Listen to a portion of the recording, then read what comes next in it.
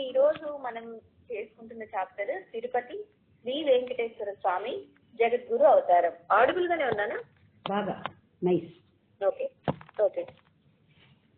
ఇప్పుడు అసలు ఇందులో ఫస్ట్ ఏం చెప్తారంటే మాస్టర్ గారు, గురు చేతనత్వ ధారలు విస్తృతంగా ప్రపంచంలోకి ప్రవహిస్తున్నాయి. భారతదేశం యొక్క జగద్గురు సామర్థ్యం అతి త్వరలో ప్రపంచం అంతా విస్తృతంగా వ్యాపిస్తూ ఉన్నది. ఋషులు 5000 సంవత్సరాల క్రితం చెప్పిన వాక్కును శ్రీకృష్ణుని నిర్యాణం నుంచి హిమాలయాలలో సత్రయాగం మొదలెట్టారు. అంటే 5000 సంవత్సరాల క్రితం నుంచి సత్రయాగం జరుగుతోంది. ఆ సత్రయాగం యొక్క ఒక పూర్ణాహుతి మొన్న సూర్యగ్రహణం అంటే 1998 లో జరిగిన సూర్యగ్రహణం రోజున పూర్తయింది అని చెప్పారు. అక్కడి నుంచి అనేక గురుచేతన ధారలు విస్తృతంగా ప్రపంచంలోకి ప్రవహిస్తున్నాయి.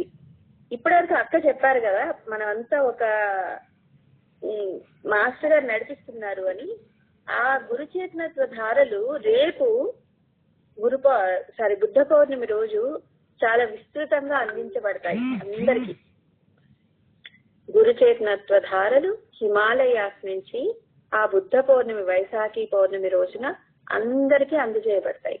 ఇక్కడ అదే చెప్తున్నారు, మానవ సామర్థ్యంతో చేయగలిగిన పనిని ఏదైనా అది మనం పూర్తిగా చేశాకే మనకి దైవీ సహాయం లభిస్తుంది. ఇది మనం చాలా వాటిల్లో మనం ఎక్స్పీరియన్స్ చేసి ఉంటాం. మనం ఇంకా గివప్ చేసేసి ఇంకా మన వల్ల కాదు ఇంకా నువ్వే చూసుకో అని అన్నాకే దాన్ని గురువు టేకప్ చేస్తాడు తప్ప ఈ లోపు అసలు గురువు చూచాయలు అసలు దగ్గరకు కూడా రారు. అది చాలా డీటెయిల్ గా చెప్పారు ఈ చాప్టర్ లో. ఇవి ప్రవహిస్తున్నప్పుడు మనం అర్థం చేసుకోవాల్సింది ఏంటంటే, అంటే ఈ గురుచేతనత్వ ధారలు విస్తృతంగా ప్రవహిస్తున్నప్పుడు మనకి తెలియాల్సింది ఏంటంటే, మన ప్రయత్నాలు పరిపూర్ణంగా చేస్తున్నామా, మనకు ఉన్నటువంటి బుద్ధితో, అంటే మన పిల్లల భవిష్యత్తు గురించి కానీ మన భవిష్యత్తు గురించి కానీ ఏదైనా ఒక విశేషమైన లక్ష్యం కోసం కానీ మనం ప్రయత్నం చేస్తున్నప్పుడు మనకి ఉన్న వనరులు మన సామర్థ్యం పరిపూర్ణంగా ఉపయోగించాలి. అలా ఉపయోగించిన తర్వాత మాత్రమే వేరొక శక్తి పనిచేస్తుంది. అది ఉపయోగించాక మాత్రమే గురువు యొక్క శక్తి పనిచేస్తుంది. అంతకంటే ముందు ఆ శక్తి పనిచేయదు. ఆధ్యాత్మిక జగత్తు యొక్క ఈ నియమాన్ని మనం అందరం అర్థం చేసుకోవాలి. ఇది ప్రకృతి యొక్క నియమం. భక్తులందరికీ కష్టాలు వచ్చిన తర్వాత ఫలితాలు వచ్చాయి. మన దృష్టిలో అసలు భక్తులకి కష్టాలు ఉండవని మనం అనుకుంటాం, అంతే కదా. మనం ఏమనుకుంటాం, అబ్బా ఎన్ని పూజలు చేస్తున్నాడో అతనికి ఈ కష్టం రావటం ఏంటి, ఎంత ధ్యానం చేస్తాడో అతనికి ఈ కష్టం రావటం ఏంటి అని అనుకుంటాం మనం. కానీ అక్కడ చెప్తున్నది ఏంటి, అసలు ఈ కష్టాలు అనేవి ఉండేదే భక్తులకి. వెంకటేశ్వరుని మహిమ. వెంకటేశ్వరుని యొక్క చంద్రగిరి రాజ్యం పరిపాలన చేస్తున్నటువంటి ఒక వ్యక్తికి సంతానం లేదు. అతడు వెంకటేశ్వర స్వామి భక్తుడు. చాలా బాధపడుతుంటాడు, కానీ ఎప్పుడు నోరు తెరిచి ఇది నాకు పిల్లలు కావాలి లేకపోతే రాజ్యానికి వారసుడు కావాలి అని అడగలేదు. సరే, ఒకరోజు మంచి శుభముహూర్తాన వెంకటేశ్వర స్వామి కళ్ళలో కనిపిస్తారు. కనిపించి, నీకు 5 అతి సాధారణమైన పిల్లలు కావాలా, అద్భుతమైనటువంటి వ్యక్తిత్వం కలిగినటువంటి ఒకే ఒక్క పిల్లాడు కావాలా అని అడుగుతారనమాట. ఆ రాజు ఆలోచించి, నాకు ఒక్కడే మంచి వ్యక్తిత్వం ఉన్న పిల్లాడు కావాలి, సాధారణమైన పిల్లలు నాకు అక్కర్లేదు అంటాడు. ఇది నిజంగా జరిగిన సంఘటన. ఇది చరిత్రలో జరిగినటువంటి విషయం అన్నమాట. దీని గురించి అసలు ఇది కథలాగా వినండి. ప్రస్తుతం మనకి జరుగుతున్న చరిత్ర ఇది. ఈ క్షణంలో సరే అంటే ఇది మన అందరం కూడా మన లైఫ్ లో మనం ఆపాదించుకోగలిగేటటువంటి విషయం అన్నమాట. సరే, అలా వెంకటేశ్వర స్వామి ఆయనకి వరదానం ఇస్తాడు. అలా ఒక పిల్లాడు పుడతాడు. అతను పెరిగి పెద్దవాడు అవుతాడు. అనేక చమత్కారాలు జరుగుతాయి.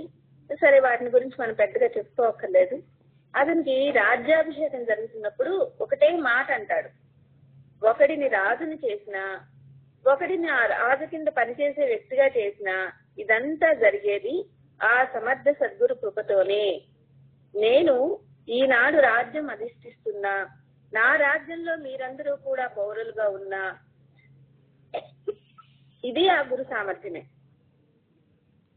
అంటే ఆయన ఎంత నేచర్ ఈజ్ ఆల్వేస్ రైట్ అని మాస్టర్ గారు అనే మాటని అది ఆయన జీవితంలో ఆయన ప్రతి క్షణం అనుభవపూర్వకంగా తెలుసుకుని ఆచరించినటువంటి రాజు అన్నమాట ఆయన. అందుచేత ఆ రాజ్యంలో సేనలు లేవు. సమయానుసారం ఆ స్వామికి జరగవలసిందంతా మీరు చూసుకుంటూ ఉండండి, వెంకటేశ్వర స్వామికి రాజ్యం సుభిక్షంగా ఉంటుంది అని చెప్తాడు ఆ రాజు. ఆయన చేసేది ఆయన చేస్తూ ఉంటాడు. రాజ్యం చాలా సుభిక్షంగా ఉంటుంది. ఇక తెలుసు కదా, రాజ్యం సుభిక్షంగా ఉన్నప్పుడు సహజంగా మనకి ఇరుగు పొరుగు వాళ్ళకి నచ్చదు. వాళ్ళు రకరకాలైన ప్రయత్నాలు చేసేవారు. ఏ ప్రయత్నాలు చేసినా ఫలించలేదు. సడన్ గా రాజుకి నడుము నొప్పి పట్టుకుంది. అది ఎంత దీర్ఘమైనటువంటి నడుము నొప్పి. ఆస్థాన వైద్యులు వాళ్ళు వీళ్ళు మందిస్తామని వస్తారు.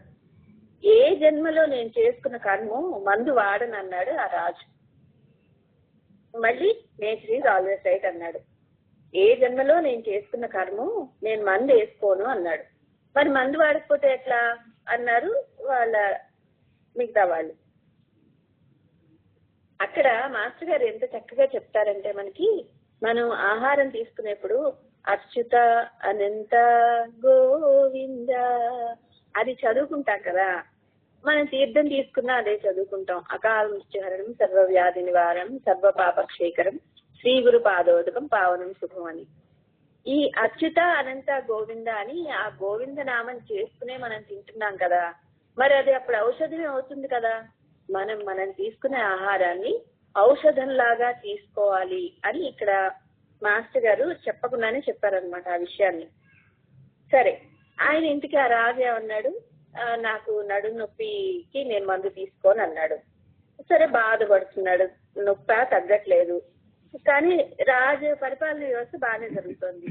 ఎందుకంటే గురువు యొక్క బాధ్యత, గురువు అప్పచెప్పిన బాధ్యత అంతా అందరూ బాగానే చేస్తున్నారు. ఈ లోపల పక్క రాజు ఉన్నాడు కదా, ఆయన ఏం చేశాడంటే ఇలా లాభం లేదు అని చెప్పి ఒక అద్భుతమైనటువంటి విషయాన్ని తయారు చేయిస్తాడు. ఆ తయారు చేయించిన విషయాన్ని అది సరిగ్గా పనిచేస్తుందో లేదో చూడటానికి ఒక మంచి చక్కటి పచ్చటి చెట్టు కింద అది మూత తీసి ఆ విషయాన్ని కొంచెం వేస్తారనమాట. వేస్తే అది విషపూరితమైనటువంటి ఆవిర్లు వచ్చేసి ఆ చెట్టు మాడిపోతుంది. సరే, ఇంక చెట్టు మాడిపోయింది కదా, రైట్, బాగుంది, ఇంక ఇప్పుడు దీన్ని రాజుకి ఇవ్వచ్చు అని చెప్తాడు. ఇంకా ఈ విష ప్రయోగం చెయ్యాలి. అది ఎవరు చేయాలి? రాజు గారికి అన్నం పెట్టే వ్యక్తి ఒకతను ఉంటాడనమాట. చాలా జాగ్రత్తగా అర్థం చేసుకోండి ఇక్కడ విషయాన్ని. మనము సాధనల్లో కూడా చేస్తున్నటువంటి దానికి నిజంగా ఈ చారిత్రాత్మకమైనటువంటి సంఘటన మనకి అద్భుతమైనటువంటి సామ్యాన్ని చెప్తుంది. ఆ రాజు విషం ఇవ్వమని వంటవాడిని పట్టుకుంటాడు. సరే, ఓ ముహూర్తం చూసుకుంటాడు, కావాల్సిన డబ్బంతా తీసుకుంటాడు ఆ వంటవాడు. తీసుకున్న తర్వాత రాజు గారికి ఆ రోజు ఆహారం వడ్డించే ముందు రోజు శాంతంగా ఉండేటువంటి ఆహారం వడ్డించేవాడి ఆ చేతులు ఆ రోజు తడబట్టం మొదలెడతాయి. ఏదండు పోతుంటే అదే కింద పడిపోతూ ఉంటుంది. ఇదంతా జరుగుతుంది. రాజుకి లోపల ఏం జరిగిందో తెలియదు కదా. సరే, ఆ విషం కలిపిన పదార్థాన్ని ముందు తీసుకొచ్చి పెడతాడు రాజుకి. రాజు తీర్థంతో కలిపి 3 సార్లు ఆచమనం చేసేసి మామూలుగా 5 నిమిషాలు 10 నిమిషాలు ధ్యానం చేసుకుని బయటకు వచ్చేవాడు. ఆ రోజు రాజుగారు ఎంతసేపటికి కళ్ళు తెరవలేదు. ఈ లోపల ఇతను భయం వేసేసింది. చనిపోయాడేమో అనుకుని, చనిపోతే ఎలా, మొట్టమొదటి ఎవరిని పట్టుకుంటారు? వాడినే కదా పట్టుకుంటారు. అందుకని భయపడి మంత్రితో చెప్పేస్తాడు. ఆయనకు అనుమానం వచ్చిందా ఏంటి అని. మంత్రి ముందర అసలు ఎవరు బయటకు వెళ్ళడానికి వీలు లేదు, రాజుగారు కళ్ళు తెరిచే వరకు అంటాడు. సరే, మంత్రి అలా అన్నాడు కదా, అందరూ అక్కడే ఉండిపోతారు. ఈ లోపు ఈ వంటవాడికి పిచ్చి టెన్షన్ మొదలవుతుంది. వాడు ఇంక గబా మంత్రికి విషయం చెప్పేస్తాడు. సరే, విషయం చెప్తుండగానే ఈ లోపు రాజు కళ్ళు తెరుస్తాడు. నీ మీద విష ప్రయోగం చేశానని వాడు పాపం ఏడుస్తాడు. ఆ వంటవాడు చాలా తప్పు చేశానని. రాజు అంటాడు, నువ్వు చేసేదేంటయ్యా, నువ్వు అసలు చేయగలవా? ఆ స్వామి విష ప్రయోగం చేయించాడు, నువ్వు చేశావంటే అంటే ఇంకా అక్కడున్న వాళ్ళందరికీ ఒళ్ళు మండిపోతుంది అనమాట. రాజుగారు అన్ని ఇలానే చెప్తారు, ఏది జరిగినా అసలు ఈ వంట వాడిని చావగొట్టేయాలి. అప్పుడు వాడిని రాజు అంటాడు, ఎందుకయ్యా చావగొట్టడం, నా రోగం నయం చేసినందుక అంటాడు. వీళ్ళందరూ ఆశ్చర్యపోతారు, ఏంటి ఏం జరిగింది అని. రాజుకి ఆ విష ప్రయోగంతో ఆయన నడుము నొప్పిపోతుంది. ఇది నిజంగా జరిగిన సంఘటన. అంటే ఆయనకి కష్టం వచ్చినప్పుడు భగవంతుడిని నిందించలేదు. ఇది నాకు ఎందుకు ఇచ్చాడో ఆయన, నేను దీన్ని భరిస్తాను అని అనుకున్నాడు. మందు వేసుకోలేదు, ఇది నా కర్మ, నేను దీన్ని స్వీకరించాలి అని అనుకున్నాడు. అలా అనుకుని స్వీకరించిన అతనికి విషం ఇస్తే అది అచ్యుత అనంత గోవింద అనే మంత్రంతో తీసుకుంటే అది ఒక మందులాగా పనిచేస్తుంది. కానీ ఇవాళ రేపు మనం ఎన్నెన్ని మందులు వేసుకుంటాము, ఎన్నెన్ని రోగాలకి ఎన్నో మందులు తిట్టుకుంటూ కొట్టుకుంటూ వేసుకుంటాం. కానీ మాస్టర్ గారు ఇక్కడ మనకు చెప్తున్నది ఏంటంటే, మీరు మీ లోపలికి ఏం తీసుకున్నా, అది మందైనా మాకైనా ఫుడ్ అయినా ప్రసాదమైనా తీర్థమైనా, అది అసలు ఆ భావంతో తీసుకోండి. అచ్యుత అనంత గోవింద అనే భావంతో తీసుకుంటే మిరాక్యులస్ గా పనిచేస్తుంది అది మనకి అని చెప్తున్నారు. ఇప్పటి వరకు చెప్పిన దాంట్లో అది సారాంశం అన్నమాట. మనం తిరుపతి వెళ్తాం, వస్తాం, ఎన్ని సంఘటనలను మనం ఇలాంటివి గమనిస్తాం. అసలు ఆ సద్గురువు ముందు జరిగే సంఘటనలను మనం చూస్తున్నామా? ఆ రాజు యొక్క రాజ్యంలో క్రూర మృగాలు ఆ వనానికి చాలా దగ్గరగా ఉన్నటువంటి పల్లెల్లోకి వచ్చి మనుషుల్ని తినటం మొదలెడతాయి. రాజుగారి దగ్గరికి వచ్చి చెప్పారు, ఆ రాజ్యంలో అవి జరుగుతున్నాయంటే నేను ఎప్పుడో ఏదో తప్పు చేశాను, అందుచేత ఎవ్వరు రావద్దు, ఆ సేన అంతా నాకేం అవసరం లేదు, ఆ క్రూర జంతువులకు నేనే ఆహారంగా వెళ్ళిపోతానని చెప్పి రాజు వెళ్ళిపోతాడు. వెళ్తుంటే ఈయన మీద పట్టం మానేసి అడవిలోకి పారిపోతాయి జంతువులన్నీ. అది మళ్ళీ అర్థం చేసుకోండి. క్రూర మృగాలు పల్లెటూరులో ఉన్న జనాల్ని తినటానికి వచ్చినవన్నీ రాజు వెళ్ళినప్పుడు ఆయన్ని చూసి పారిపోతాయి. అది అక్కడ జరిగింది. ఇంకా ఏ జంతువు రాలేదన్నమాట. ఇంకా ఆయన వెనక్కి వచ్చేస్తారు. అంటే రామరాజ్య స్థాపనకి జరిగేటువంటి ప్రయత్నం, అలాంటి రాజ్యం చంద్రగిరి కొండంలో ఉండేది. దానికి ఇది ఒక ఉదాహరణగా మాస్టర్ గారు మనకు చెప్పారనమాట. సవ్యమైనటువంటి ఒక భక్తుడు, అవగాహన ఉన్నటువంటి ఒక భక్తుడు, కర్మ సిద్ధాంతం తెలిసిన ఒక భక్తుడి యొక్క జీవిత రహస్యాలు అర్థం చేసుకోండి. అంటే ఒక సాధకుడు ఎలా జీవించాలి అనేది ఇక్కడ చెప్పారు. ఆలోచనలు సవ్యంగా ఉండాలి, కర్మ సిద్ధాంతం బాగా అర్థం అవ్వాలి. ఈ రెండు అవగాహన ఉంటేనే వాడు ఒక సాధకుడుగా పరిపూర్ణంగా జీవించగలుగుతాడు. అలా అని ఇప్పుడు మనం క్రూర జంతువుల దగ్గరికి వెళ్ళిపోతాం మేము అని అనకూడదు కదా. కానీ పూజ్య గురుదేవులు పన్ని శ్రీరామసింహాచార్య గారు కూడా వెళ్ళారు. ఆయన మొదటి హిమాలయ యాత్రలో జంతువులతో విషపురుగులతో కలిసి ఆయన సహజీవనం చేశారు. కానీ చాలా మంది ఏమంటారంటే, మేము మనుషులతో సహజీవనం చేయం కానీ విష జంతువులతో చేస్తాము, అది తప్పు. మనము ఒక ప్రాణి జగత్తుతో ముందు మనకి మంచి సంబంధ బాంధవ్యాలు ఉండాలి. మిగతా జంతువులతో ఉంటే మనకింతకు దిగజారిపోతాం కదా. మేము కుక్కను పెట్టుకుంటాం, ఎలుకను పెట్టుకుంటాం, లేదా పిల్లిని పెట్టుకుంటాం, ఏవో జంతువులను తెచ్చుకుని పెట్టుకుంటాం, కానీ మనుషులకు దూరంగా ఉంటాము అనేది సరైన ఆలోచన విధానం కాదు. అది మన స్థాయిని దిగజారుస్తుంది. కానీ మనం తోటి మనుషులతో బాగుండాలి, సవ్యంగా ఉండాలన్నమాట. సో జనరల్ గా అన్ని చోట్ల జరిగే తప్పు అన్నమాట. అది ఏంటంటే, ప్రమాదం ఎక్కడ ఉందో ఈ కథ విన్న తర్వాత అయితే, సరే సార్ మేము విష జంతువులతో సహజీవనం చేస్తున్నామంటే మరి ఇంకా మీ మానసిక స్థితి ఏమైనట్టు. అందుకని మాస్టర్ గారు ఏం చెప్తున్నారంటే, ముందు మనుషులతో సహజీవనం చేయటం నేర్చుకోండి. మనుషులతో సహజీవనం చేయటం నేర్చుకోండి. వాళ్ళతో ప్రతి మాట జాగ్రత్తగా మాట్లాడండి. సంబంధ బాంధవ్యాలు చక్కగా పెట్టుకోండి. మనుషుల్లో ఉన్న విషయాన్ని రాజు ఎలా అనగదొక్కాడు? ఏ భావన ఉంది అక్కడ? సమర్పణ. ఏదో తప్పు ఉంటే తప్ప ఎటువాడు చేసే పనుల వల్ల నీకు బాధ రాదు. మనం నిజంగా మనకు గబుక్కుని ఒక అతను వచ్చి మన పక్కన కూర్చున్నాడు, అతను లేచినప్పుడు మన కాలు తొక్కాడు అనుకోండి, అది అతను నిజంగా కావాలని చేస్తాడా? చెయ్యడు కదా. అది జరగాలనుండే జరిగింది కాబట్టి అతను తప్పేం లేదు కదా, మనం అతన్ని ఏం అనకూడదు కదా. ఇలాంటి చిన్న చిన్న విషయాల్లో కూడా మనం దీన్ని చాలా జాగ్రత్తగా గమనించుకోవాలి. చుట్టుపక్కల వాళ్ళు, వాళ్ళ ద్వారా మన లైఫ్ లో ఏది జరిగినా అది మనకి గురువే ఇచ్చాడనేది అసలు సంపూర్ణ సమర్పణ. మనకి సమర్పణ అనేది అక్కడ మొదలవుతుంది అనమాట. మనం మనలో ఉన్నటువంటి 7 చక్రాల మధ్య సమన్వయం పెంచుకుంటే ఇది జరుగుతుంది అనమాట. ఎలా జరుగుతుంది అది? క్రూర మృగాల నుండి తన వారిని రక్షించాడు. ఇంకేం చేశాడు రాజు? పొరుగువాడికి ఇంక ఈర్ష పెరిగిపోయింది, విషం ఇస్తే చావలేదు. క్రూర మృగాల్ని పంపించుకొని ఏమన్నా చేద్దామా అంటే అవి పారిపోయాయి. సరే ఇంకా లాభం లేదని చుట్టుపక్కల అనేక మందిని తీసుకుని రాజు మీద దండెత్తుకొస్తాడు. దండెత్తుతున్నాడని తెలిసి ఆ దేశంలో ఉన్న పౌరులంతా కూడా ఈ రాజ్యంలోకి వలస వచ్చేస్తారు. ఆ పక్క దేశంలో రాజు దగ్గర ఉన్న వాళ్ళు కూడా ఈ దేశంలోకి వచ్చేస్తారు. అలాగా భారతదేశ సంస్కృతి తెలుసుకోవడానికి వలసపోతున్నారు. వలసపోవటం అంటే భారతదేశంలోకి వచ్చేయక్కర్లేదు. భారతీయ సంస్కృతి ఎక్కడెక్కడ ఉంటే ఆచరిస్తే అక్కడెక్కడికి వలసపోతున్నారు. ఇదొకటి మనము చాలా అంటే అమెరికాలు, రష్యాలు, ఆస్ట్రేలియాలు, జపాన్లు, సింగపూర్ ఇవన్నీ తిరిగే వాళ్ళంతా అండర్లైన్ చేసుకుని గుర్తు పెట్టుకోవాల్సిన విషయం అన్నమాట. ఇక్కడ చెప్పారు. విషయాన్ని అవగాహన చేసుకోండి.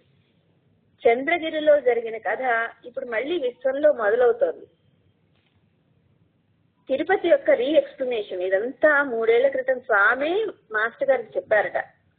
98 కి 3 years బిఫోర్ చెప్పారు.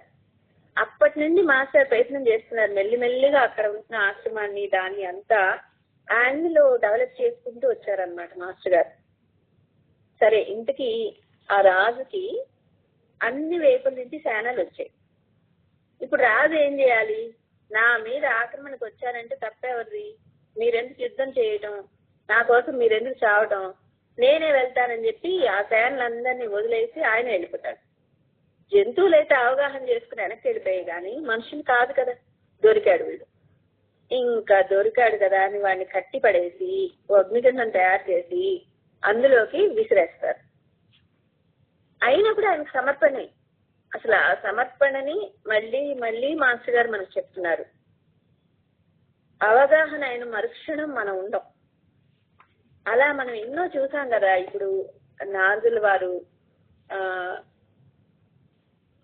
ఎన్నో రకాల టెస్టులు పెట్టినప్పుడు ఆ సమర్పణా భావంతో వాళ్ళు దాన్ని ఎలా ఎదుర్కొన్నాడు, ఒక ధ్రువుడు వాళ్ళంతా ఎలా ఎదుర్కొన్నారు అనేది మనం చాలా సార్లు చదువుకున్నాం.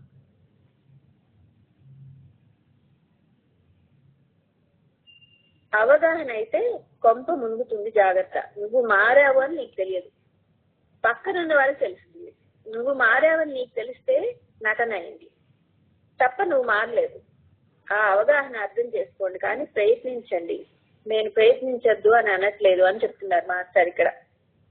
సరే, ఇంటికి ఆ రాజుని వాళ్ళు వెళ్ళారు. ఆ రాజుని నిప్పుల్లో దోచేశారు. రాజు ఏం కాలేదు, బయటకు వచ్చేసాడు. వాళ్ళకు ఒళ్ళు మండిపోతుంది అనమాట. చంద్రగిరి రాజు దగ్గర సేన లేదు, ఒక్కడే ఉంటాడు. వెంకటరాయలని ఆ రాజు పేరు అనమాట. సరే, కొండపైకి తీసుకెళ్లారు. అతన్ని తీసుకెళ్లి ముళ్ళు ఉన్నటువంటి చెట్లు బాగా ఉన్న చోట ఇసిరేసి వెళ్ళిపోతారు. రాజు పడిపోయాడు. ఇంకా అక్కడ సేన ఏది లేదు, ఎవరికి తెలియదు. ఆ దారిన వెళ్తున్న కొంతమంది యోగులు వాళ్ళు చూసి రాజుని రక్షిస్తారు. వాళ్ళకి అతను రాజుని తెలియదు కదా. అప్పటికి చావుగొట్టి చెవులు మూసి బట్టలు చించి ముళ్ళకంప మీద పడేసిన వాడిని ఎలా గుర్తుపడతారు? బట్టలతోనే కదా గుర్తించేది రాజుని. రాజముద్ర అవి ఉంటేనే కదా రాజుని గుర్తిస్తారు. సో ఈ తిరుపతి యాత్ర చేస్తున్న వాళ్ళు ఎవరో మొత్తానికి ఆయన రక్షించారు. రక్షించి నెమ్మదిగా ఆయన్ని ఆ గుళ్ళోకి వెంకటేశ్వర దగ్గరికి తీసుకెళ్తారు. ఇంకా ఆయన అక్కడ కూర్చుండిపోయాడు. 2-3 రోజులు అయ్యాక ఆయనకి కొంచెం ఓపిక వస్తుంది అనమాట. అప్పుడు వస్తే ఏం జరిగింది అని అంటే, ఏం చెప్తామని చెప్పి ఆ చెయ్యి అలా పక్క రాజ్యం వైపు చూపిస్తాడు అనమాట. స్వామి లీలా అని చెప్పి ఆ వేలు ఇలా పెట్టి పక్క రాజ్యం వైపు చూస్తాడు. అతను వేలు చూపించిన ఆ కొండ ప్రదేశంలో ఆ శత్రు దేశపు రాజధాని ఉంది. మరి ఆ వేలు పెట్టి చూపించిన దేని వల్ల ఏం జరిగిందో ప్రక్క దేశం రాజు మారిపోయాడు. ఆ జస్ట్ అలా చెప్పినందుకు ఆ వేలు ఆ రాజ్యం యొక్క రాజధాని వైపు ఆ వేలు ఆయన చూపించినందుకు ఏదో జరిగింది. అది ఆయన వెంకటేశ్వర స్వామి సమక్షంలో చేశాడు. ఇంకా రాజు ఎక్కడున్నాడని వెతికిష్టం మొదలెడితే ఫలానా ముళ్ళ కంపలో ఉన్న చోట ఉన్నాడని చెప్పి ఆ పక్క రాజుకి తెలుస్తుంది అనమాట. ఏరు తినేసాయి ఆయన్ని, ఈ రాజుగారు రాజ్యంలోని ప్రజలు కూడా ఎక్కడున్నారని వెతికి సరే మొత్తానికి లాస్ట్ లో సినిమాలో లాగా ఆయన్ని వెంకటేశ్వర గుళ్ళో ఉన్నారని చెప్పి గుర్తుపడతారు. ఆ శత్రుదేశం రాజు కూడా వస్తాడు. వచ్చి నాయనా నాకు వచ్చి ఈ రాజ్యం ఇది, నా రాజ్యం కూడా నువ్వే తీసేసుకో అని చెప్పి ఈ వెంకటరాయలు అనే రాజుకి ఆయన రాజ్యాన్ని కూడా ధారాదత్తం చేస్తాడు. అప్పుడు ఆయన చెప్తాడంటే నాకేం వద్దయ్యా బాబు, నీ రాజ్యాన్ని నువ్వే పాలించుకో, నీకు అర్థమయ్యింది కదా, నువ్వే ఏలుకో, ఎలా చేస్తున్నావు అలా చేసుకో, ఎలా అయితే నేను సమర్పణా భావంతో చేస్తున్నానో నువ్వు కూడా నీ రాజ్యాన్ని అలాంటి సమర్పణా భావంతోనే ముందుకు తీసుకెళ్ళని చెప్పి చెప్తాడు. ఏ స్థితిలో ఉన్న మనం ఏ స్థితిలో ఉన్న కూడా మారచ్చు అని చెప్తారు మాస్టర్. అలా మారినటువంటి మహనీయులకి మనకి మన భారతదేశంలోనే చాలా మంది కనిపిస్తారు. ఆ మార్పు యొక్క మొదటి లక్షణం మీరు అవగాహన చేసుకోవాల్సింది ఏంటంటే, విదేశీయులు భారతదేశం మీద ఆక్రమణ చేస్తే భారతదేశం వారి చేతిలో ఓడిపోయిందని చెప్తున్నారు. మనకి ఎలా అర్థం అవ్వాలంటే, మన ప్రయత్నం మనం చేసినా వాళ్ళు మనల్ని ఆక్రమించారంటే అది ఎవరి ఉద్దేశం? అది మనం ఎలా అవగాహన చేసుకోవాలి? తిరుపతి యొక్క చరిత్రలో, షిరిడీ సాయి చరిత్రలో, గురుతత్వం యొక్క చరిత్రలో ఇలాంటి ఎన్నో సంఘటనలు జరిగాయి. అంతే కదా, మనకి స్వాతంత్ర సంగ్రామం మనకు జరిగింది అంటే శ్రీ అరబిందోకి వివేకానందుల వారు కనిపించి, నాయన ఆగస్టు 15 రోజే ఈ దేశానికి స్వాతంత్రం నేను ఎప్పుడో ఇచ్చేసాను, మళ్ళీ వస్తుంది, ఈ సాధన నువ్వు కంటిన్యూ చేసుకో అని చెప్పారు కదా ఆయన. అంటే అదంతా ఆ హిమాలయాస్ లో జరిగినటువంటి ఆ గురు చేతనత్వ ధారల ప్రకారమే జరుగుతోంది అనేది మనం అండర్స్టాండ్ చేసుకోవాలన్నమాట. తిరుపతి కొండల్లో ఇంకొక స్టోరీ చెప్తున్నారు మాస్టర్ ఇక్కడ. అక్క can I continue? 7:30. Please continue, time limit లేదు. నేను సెకండ్ రికార్డింగ్ స్టార్ట్ చేశాను. ఓకే. తిరుపతి కొండల్లో ఒకడు చెప్పులు కుట్టే అతను ఉంటాడు. అతను సంపాదించిన దాంట్లో ప్రతిరోజు కరెక్ట్ గా సగం తీసి అతిథులకి ఇచ్చేవాడు. ఎవరు వచ్చినా భోజనం పెట్టేవాడు. అతని జీవితంలో చాలా రకాల సంఘటనలు జరిగాయి అన్నమాట. ఒకరోజు ఒక ముసలి బ్రాహ్మణుడు వచ్చాడు. కావాలని చెప్పు కుట్టించుకుని, నా దగ్గర డబ్బు లేదయ్యా, ఒక్కాని మాత్రమే ఉందని ఇచ్చాడు. సరే, ఆ రోజు అతనికి గిట్టుబాటు అయింది అది. మరి ఇప్పుడు ఏం చేయాలి? అతని ఆతిథ్యంలో మళ్ళీ వచ్చిన వానికి అరకాణి ఇచ్చేయాలి, అది ఆయన రూల్ పెట్టుకున్నాడు. సరే రా బాబు, నువ్వు సరిగ్గా సమయానికి వచ్చావు, మన ఇద్దరం కలిసి తిందాం అని తినేలోపు ఇంకోడు వచ్చాడు. అలా 108 మంది వచ్చేస్తారు. సరే, ఏదో అవస్థపడి ఎలాగో అలా ఉన్నదేదో అమ్మి ఆ 108 మందికి భోజనం పెట్టాడు. పూర్వకాలంలో ఏంటంటే ఆహారంతో పాటు ఆ వ్యక్తి స్థాయికి తగిన దక్షిణ కూడా ఇచ్చి పంపించాలన్నమాట. మరి దక్షిణ ఎక్కడి నుంచి ఇస్తాడు? ఉన్నది అరకాణియే కదా. కానీ ఆయన ఆకెత్తితే ప్రతి ఆకు కింద బంగారు నాణం ఉంది. ఇది కూడా నిజంగా జరిగిన సంఘటన. అంటే ఒకవైపు రామనామము, ఒకవైపు వెంకటేశ్వరుడు ఉన్న నాణాలు తిరుపతి కొండ మీద ఇప్పటికీ ఉన్నాయి. అవన్నీ ఎట్లా తెలుస్తాయి మనకి? అడిగితే కదా వాళ్ళు మనకు చూపిస్తారు. సరే, ఇంటికి ఈ గందరగోళం అంతా పడి అతను ఒక్క చెప్పే పుట్టాడు. కానీ ఇదే సంఘటన ఇంకో చోటు జరిగింది. అక్కడ కూడా ఒక చెప్పే పుట్టాడు. అక్కడ ఏంటంటే కుడికాలు చెప్పు, ఇంకోటేమో ఎడంకాలు చెప్పు. ఈనాటికి తిరుపతి కొండ కపిల తీర్థం దగ్గర ఆ జాతి వాళ్ళ సంస్కృతి, వాడు కరెక్ట్ గా ఆ చెప్పులు తెచ్చి అక్కడ పెడతారు. అంటే ఒకళ్ళు ఒక చెప్పు కుడతారు, ఇంకోళ్ళు ఇంకో చెప్పు కుడతారు అన్నమాట. అక్కడ ఒకడు కుడికాలు చెప్పు తయారు చేసి పెడతాడు, ఇంకోడు ఎడంకాలు చెప్పు తయారు చేసి పెడతాడు. అవి చాలా కరెక్ట్ గా ఉంటాయి. మరి ఇంకా పాత చెప్పులు ఉంటాయి కదా, అవేమో అరిగిపోయి ఉంటాయి. అది ఇప్పటికీ జరుగుతోంది. మరి తిరుపతి కొండలో అది ఎక్కడుంది, ఏముంది అనేది తిరుపతి వెళ్ళిన మనం ఎప్పుడైనా గమనించామా? ఆ చరిత్ర యొక్క గొప్పదనాన్ని తెలుసుకునే సమయమే లేదు. అందుకే గురుసత్తా, అదే ఏకైక అఖండ గురుసత్తా అనేది, గురువుల యొక్క ఆ సత్తాన్ని అర్థం చేసుకొని మీరు వాళ్ళ కనుక సమర్పణ చేసుకోగలిగితే బాగుంటుంది అని మాస్టర్ గారు అన్నారు. ఆ తిరుపతి కొండల్ని ఎవ్వరు కొల్లగొట్టలేదు. అసలు ఆ మాట మీరు విన్నారా? ఎందుకు కొల్లగొట్టలేదు? అక్కడ కాళహస్తి ఆ ప్రాంతాల నుంచే మరాఠా దండు వస్తూ ఉండేది, ముస్లిం దండు వచ్చేది, అన్ని ఆ పక్క నుండి వెళ్ళేవి. కానీ తిరుపతి కొండ మీదకి ఎవ్వరు వెళ్లేవారు కాదు. అక్కడేం పెద్ద రక్షణ కూడా లేదు కదా ఆ కాలంలో. అయినా కూడా ఎవ్వరు కొల్లగొట్టలేదు. ఇంకా తమాషా ఏంటంటే శ్రీరంగపట్నం నుంచి చేసిన ఆ శ్రీరంగపట్నం ఉంది కదా, అక్కడ చేసిన కొంతమంది చేసిన తిరంగి కాల్పుల వల్ల గుడి కూలిపోతే అక్కడ ఉన్న మూల విగ్రహాన్ని తిరుపతిలో రక్షణ లభించింది. 50 ఏళ్ళ తర్వాత మళ్ళీ ఆ విగ్రహాన్ని తీసుకెళ్లి వాళ్ళు అక్కడ ప్రతిష్ఠ చేసుకున్నారు. తిరుపతిలో అద్దాల మేడ చూస్తాం కదా మనందరం, అక్కడ దీపాలు వెలిగిస్తారు ప్రతిరోజు. అందులో ఒక చోట రంగనాయకుల విగ్రహం ఉండేది. తర్వాత దాన్ని తరలించుకెళ్లారు. అంటే మిగతా రక్షణ లేని విగ్రహాలకు కూడా తిరుపతిలో రక్షణ లభించేది. గురుసత్తాని అర్థం చేసుకోండి. అక్కడ ఉన్నది దైవం కాదు, గురుదేవులు ఉన్నారు. కానీ గురువు దైవం కంటే ఎక్కువ అన్న భావం రావట్లేదుగా మనకి. మరి ఏం చేస్తాడు గురువు? రాయిగా మారిపోతాడు. మారితే మాత్రం గురుతత్వం ఎక్కడికి పోతుంది? లక్షణాలు పోవు కదా. ఆ లక్షణాలు మీకు చాలా చెప్పాలి. ఆ తిరుపతిలో ఉన్నటువంటి దానికి, హిమాలయాల్లో ఉన్నటువంటి ఋషులకి, అగస్త్యుడికి ఉన్నటువంటి ఒక విచిత్రమైనటువంటి లింక్ చెప్తున్నాను. ఏకైక అఖండ గురుసత్తా అన్నప్పుడు సంబంధం లేకుండా ఎక్కడికి పోతుంది? ఈ విషయం ఎందుకు చెప్తున్నానంటే బ్రిటిష్ వాళ్లను స్వామి తన రక్షణకు ఉపయోగించుకుని తనే సంవత్సరానికి 2 లక్షల రూపాయలు ఆ సిపాయిలకి జీతంగా ఇచ్చేవాడు. అక్కడ రికార్డ్స్ కూడా ఉన్నాయి. మరి స్వామికి రక్షణ ఇచ్చేవాడికి ఎంత ఇస్తాడు? చక్రవర్తిత్వం ఇస్తాడు. అందుకే అంటే బ్రిటిషర్స్ కి రక్షణ చేసినటువంటి వాళ్ళకి ఆయన చక్రవర్తిత్వం ఇచ్చాడు కదా. రవి అస్తమించిన సామ్రాజ్యంగా దాన్ని చాలా కాలం వెలుగొందింది కదా, దాన్ని తీర్చిదిద్దాడు.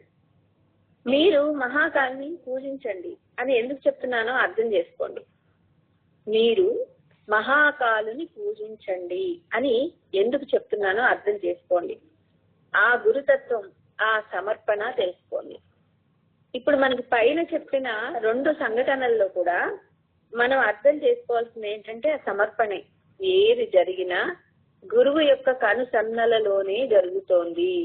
ఇది నాకు జరగాల్సిందే జరిగింది, నా కర్మ ప్రకారమే జరిగింది అనే యాక్సెప్టెన్స్ మనకి ఎప్పుడైతే వస్తుందో, ఆ సమర్పణ వస్తుందో, మన జీవితంలో, మన చుట్టుపక్కల వాళ్ళ జీవితంలో అన్ని ప్రాబ్లమ్స్ అవే సెటరైట్ అయిపోతూ ఉంటాయి అన్నమాట. రక్షణ చేయనటువంటి వాళ్ళకి, ద్రోహం చేసినటువంటి వాళ్ళకి ఏం జరిగింది? చిన్న సంఘటన జరిగింది. శ్రీకృష్ణదేవరాయల మించిన మహాభక్తుడు లేడు. తిమ్మరస్ మీద ఎందుకో కొంచెం గందరగోళం జరిగింది. రాయల వారు కళ్ళు పీకించేశాడు. పీకించిన తర్వాత మళ్ళా శిక్ష పడింది. కారణం ఏంటో తెలుసా? తిరుపతి ప్రసాదాన్ని ఆయన అమ్ముకున్నాడు. 4,08,000 ఎంతకో అమ్ముకున్నాడు. అంటే అక్కడ చెప్పింది ఏంటో అర్థం చేసుకోండి. ఇవన్నీ సింబాలిక్ గా చెప్తున్నారు మాస్టర్ గారు మనకి. అంటే మేము తిరుపతిలో అట్లా అమ్ము అలా అని కాదు ఆయన చెప్పేది. ఒక్క గురువుకి తప్ప మిగతా వాటన్నిటికీ అమ్ముడు పోతున్నారా? ఇది మనం జాగ్రత్తగా మనల్ని మనం ప్రశ్నించుకోవాల్సిన విషయం. మీకు ఉన్నటువంటి ఆస్తి శరీరం. మీరు ప్రకృతికి అప్పచెప్తారు, దాన్ని ఉపయోగించుకోవటం లేదుగా. మనం ఏం చేస్తున్నాం? మన శరీరాన్ని దాన్ని ఉపయోగించి సాధనలు చేస్తున్నావా? ఏమైనా ఒక గంట సాధన చేయాలంటే, ఒక గంట జపం చేయాలంటే ఒళ్ళే ఉండదు కదా. దాన్ని ఉపయోగించుకోవాలి. ఏదైనా చెప్తే సాధన చేస్తామంటే లేదండి మాకు చాలా బాధ్యతలు ఉన్నాయండి అంటారు. అంటే దేనికి అమ్మేస్తున్నారు మీరు? ఒక్క గురువుకి తప్ప మిగతా వాటన్నిటికీ అమ్మేసుకున్నట్టేగా. కాబట్టి జాగ్రత్త, కళ్ళు పోతాయి. కళ్ళు పోతాయంటే అసలు మన కళ్ళు ఉన్నాయా? ఉన్నాయనా మన ఉద్దేశం? లేవుగా. అజ్ఞానాంధకారంలో జీవిస్తున్నాం.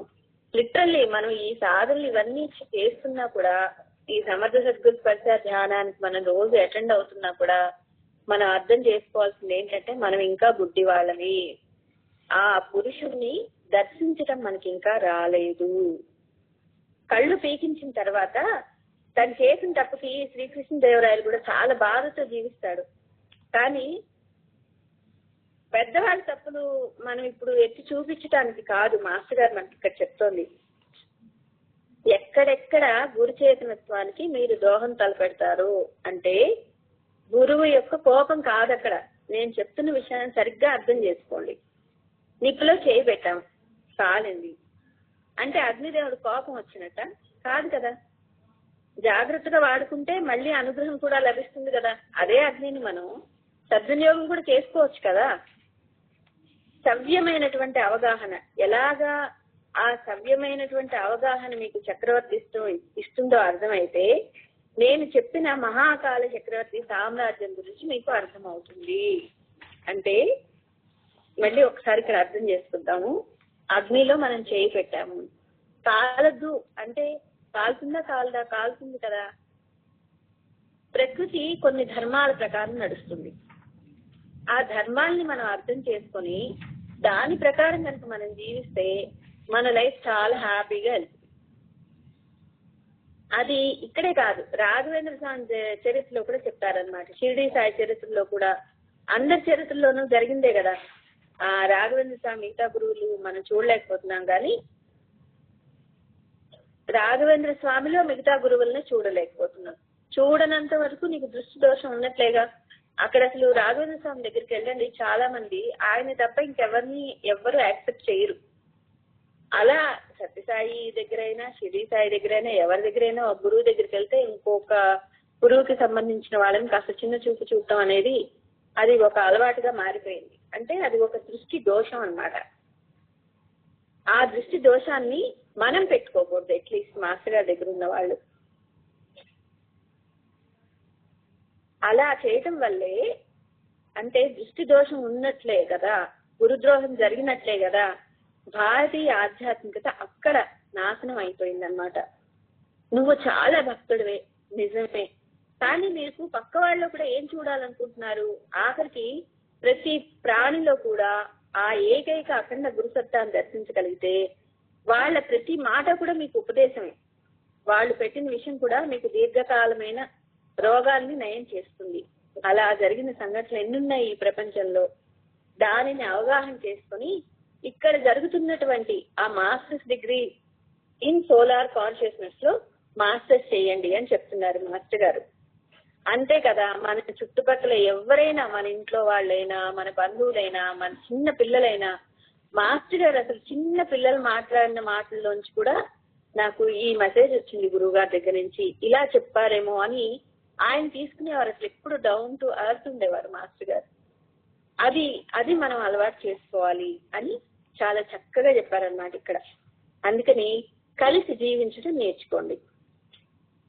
చెప్పిందంతా విని బాగుంది అనుకోవటం కాదు, ముందర మీరు మారాలి. చెప్పాను కదా, సహజీవనం చేయటం అనేది మనిషికి చేత కావడం లేదు. వాడు అసలు కలిసే జీవించలేకపోతున్నాడు. మిగతా అన్నిటితో స్నేహం చేస్తాడు, మనుషులు మాత్రం కలిసి జీవించలేకపోతున్నారు. ఇక్కడ ఆశ్రమానికి వచ్చి కూడా అంతే, ముగ్గురే కలిసి ఉంటారు. ఏదో ఊళ్ళ నుంచి వస్తారు, ఆ ఒకళ్ళో ఇద్దరు మాట్లాడుకుంటారు తప్ప అందరూ కలిసి జీవించాలి అనేది మాస్టర్ గారు ఎంత చెప్పినా అర్థం కావట్లేదని మొత్తుకునేవారు. అందులో భాగంగానే ఏ సంఘటన జరిగినా ఎదుటి వాడిలో తప్పు లేదు అని మనం గ్రహించాలి. ఆ రాజు ఏం చేశాడు, తన ఆహారంలో ఆ కాలకూట విషం కలిసినా నా రోగం నయమైంది అన్నాడు. ఆయన చచ్చి ఉంటే చచ్చిపోయేవాడు, క్రూర జంతువు మీద పడుంటే తన ఆహారంగా వెళ్ళిపోయేవాడు. మీరు లేనటువంటి క్రూరత్వాన్ని, లేనటువంటి అసూయని, దోషాలని మన దృష్టి దోషం వల్లనే ఆపాదించుకుంటున్నారు తప్ప దాన్ని ఎలా సాల్వ్ చేసుకోవాలి అనేది చేసుకోలేకపోతున్నారు. సొల్యూషన్ మన దగ్గరే ఉంది, మనం దాన్ని గ్రహించట్లేదు. అంతకుముందు 97 నవరాత్రుల్లో మాస్టర్ గారు చెప్పింది ఏంటంటే, ఒకసారి ఇష్టకామేశ్వరి నుండి తిరుపతికి మార్పు జరిగిపోతుంది, కానీ ఇంకొక స్టెప్ ముందుకెళ్ళింది. ప్రాక్ పశ్చిమాల కలయికే కాకుండా ఉత్తర దక్షిణాల కలయిక కూడా జరిగింది అని చెప్పి అగస్త్యుని పంపించినటువంటి గురుదేవులు మళ్ళీ అగస్త్యుని వెనక్కి రమ్మంటారు. వెనక్కి రావడం అంటే ఏమవుతుంది, పోల్ షిఫ్ట్ అవుతుంది కదా. దక్షిణ ధ్రువం ఉత్తర ధ్రువంగాను, ఉత్తర ధ్రువం దక్షిణంగాను మారుతుంది. పోల్ షిఫ్ట్ గురించి మీరు ఆల్రెడీ ఇంతకు ముందే చెప్తున్నట్టున్నారు అక్క. సో అది మారినా దాన్ని గమనించుకోవచ్చు అని నేను చెప్తున్నాను. ఫస్ట్ వరల్డ్ వార్ జరిగింది, సెకండ్ వరల్డ్ వార్ జరిగింది, అది చూసినటువంటి వ్యక్తులు ఉన్నారు. ఏమైంది వాళ్ళకి? ఈ పోల్ షిఫ్ట్ జరిగింది, చూసిన వ్యక్తులు ఉన్నారు. ఏమైంది వాళ్ళకి? కుటుంబాలన్నీ బాగానే ఉంటాయి. 2000 సంవత్సరానికి గాబరా పడిపోయి ఏమవుతుందో అని, ఏదో జరిగిపోతుంది అని అనుకోకండి. దాంతో కనెక్ట్ అయి ఉన్న వాళ్ళకి ఆ చేంజెస్ ఏంటి అనేది తెలుస్తాయి. ఇప్పుడు మనం సమర్థ సద్గురుస్పర్శ ధ్యానాన్ని ప్రతిరోజు చేస్తున్నాం కాబట్టి ఆ గురువులు ఏం చేస్తున్నారు, ఇప్పుడు ఎక్కడెక్కడ ఏమి యుద్ధాలు జరుగుతున్నాయి, అసలు ప్రపంచంలో ఏం జరుగుతుంది, దానికి ఇప్పుడు మనం చేస్తున్న సాధనకి లింక్ ఏంటి అనేది మనం అర్థం చేసుకునే ప్రయత్నం చేస్తే మనకు తప్పకుండా అర్థం అవుతుంది. ఈ అద్భుతమైనటువంటి జ్ఞానాన్ని 2 ఏళ్ల కిందట వాక్ రూపంలో ప్రకృతిలో లేదు. మరి ఇప్పుడు క్యాసెట్లు, సీడీలు ఉన్నాయి. కానీ తప్ప ఎక్కడ జరుగుతుంది? సందేశం 10 మందికి వెళ్ళటం లేదు. సందేశం ఏమని వెళ్ళాలి? ఇంకా ఏ ధర్మము అక్కర్లేదు. ఉన్నది ప్రకృతి యొక్క ఋగ్వేదీయ రాజ్యాంగము. ఉన్నది ప్రకృతి యొక్క ఋగ్వేదీయ రాజ్యాంగము. ఆ రాజ్యాంగాన్ని అనుసంధానంగా జీవించే శక్తి ఈ దేవాలయాల్లో మన ఋషులు నిబ్రీకృతం చేసి పెట్టారు. అన్నిటికంటే ముఖ్యంగా ఇవాళ నేను చెప్పిన వెంకటరాయన్ జీవితం ఆదర్శంగా పెట్టుకోండి. క్రూర జంతువుల నుంచి పారిపోలేదు, క్రూర జంతువుల వైపు వెళ్ళాడు, అవి పారిపోయి. లేని క్రూరత్వాన్ని మనుషులకు ఆపాదించి వారి నుంచి మీరు పారిపోతున్నారు. పారిపోవటమే కాకుండా ఇతరులకు కూడా ఆ రోగాన్ని అంటిస్తున్నారు. అంతకంటే హేయ స్థితి లేదు. దానికి ముందు ధుని, ఎక్కడ ఉన్నా ధునిని ఉపయోగించుకోండి, అగ్ని సూక్తాన్ని ఉపయోగించుకోండి అని మాస్టర్ గారు చెప్తున్నారు. సో మాస్టర్ గారు చెప్పిన పాయింట్స్ ఇందులో టూకీగా ఏంటంటే, సమర్పణ. ఎవరి వల్ల ఏ తప్పు జరిగినా, ఏ మంచి జరిగినా ఇది నాకు గురువే చేస్తున్నాడు అనేటువంటి సమర్పణా భావంతో జీవించటం. మనం ఆహారం తీసుకునేప్పుడు అచ్యుత అనంత గోవింద నామోచ్చారణ వేషజ నశ్యంతి సకలారోగా సత్యం సత్యం వదామ్యహం అని అనుకుని ఎప్పుడు ఆహారం కానీ మందులు కానీ ఏం తీసుకున్నా అది అనుకుంటూ మీరు తీసుకోండి. ఇది ప్రసాదం అనుకునే భావంతో తీసుకోండి. తర్వాత ఇప్పుడు గురుచేతనత్వ ధారలు విస్తృతంగా ప్రపంచం అంతా ప్రవహిస్తున్నాయి. దాన్ని మనం పట్టుకుని మనం అందరికీ అందచేయాలి. ఈ గురువుల యొక్క వాణిని ఎంత వీలైతే అంత అందరికీ అందచేయాలి. ఇది ఈ రోజు సమర్థ సద్గురు స్పర్శ ధ్యానంలో భాగంగా మనం చెప్పుకున్న శ్రీ వెంకటేశ్వర స్వామి మాహత్యం. Thank you. జై గురుదేవ్. Thank you Teja. జై గురుదేవ్. చాలా బాగా చెప్పావమ్మా. చాలా బాగుంది. జై గురుదేవ్. అసలు ఆపబుద్ధి కాలేదు. జై గురుదేవ్. ఒక్క నిమిషం అందరూ ఎగ్జిట్ అవ్వకండమ్మా. ఒక్క నిమిషం అండి, ఒక్క నిమిషం ఆగండి. Teja, any other incidents? Master గారు తిరుపతి వెంకటేశ్వర స్వామికి దగ్గరగా ఉన్నప్పుడు మీకు తెలిసిన విశేషాలు ఏమైనా ఉంటే చెప్పండి. రమామణి గారు ఉన్నారా? రమామణి గారు కానీ, భానుమతి ఆంటీ, తేజ, ఏదైనా ఇన్సిడెంట్స్ ఉంటే చెప్పండి. మాస్టర్ గారు తిరుపతిలో హాతీరాం బాబాది కూడా చాలా ఎక్కువ చెప్పేవారు. మేము యాక్చువల్ గా మాస్టర్ గారితో కలిసి వెళ్ళినప్పుడు ఒకటి ఏంటంటే, హాతీరాం బాబా దగ్గర ఆ మఠానికి తీసుకెళ్లి అక్కడ ధ్యానం అది చేయించారు. అసలు చాలా ఎక్స్పీరియన్సెస్ ఉన్నాయి. అవి ఎలా చెప్పాలో తెలియట్లేదు కానీ we had lot of experience. Actually ఒకసారి ఇతను వల్లభాయ్ తను కూడా వచ్చాడు మాతో పాటు. మేమందరం కలిసి వెళ్ళాం మాస్టర్ గారితో. So we had lot of experiences. అది ఎలా చెప్పాలో నాకైతే తెలియట్లేదు ప్రస్తుతం.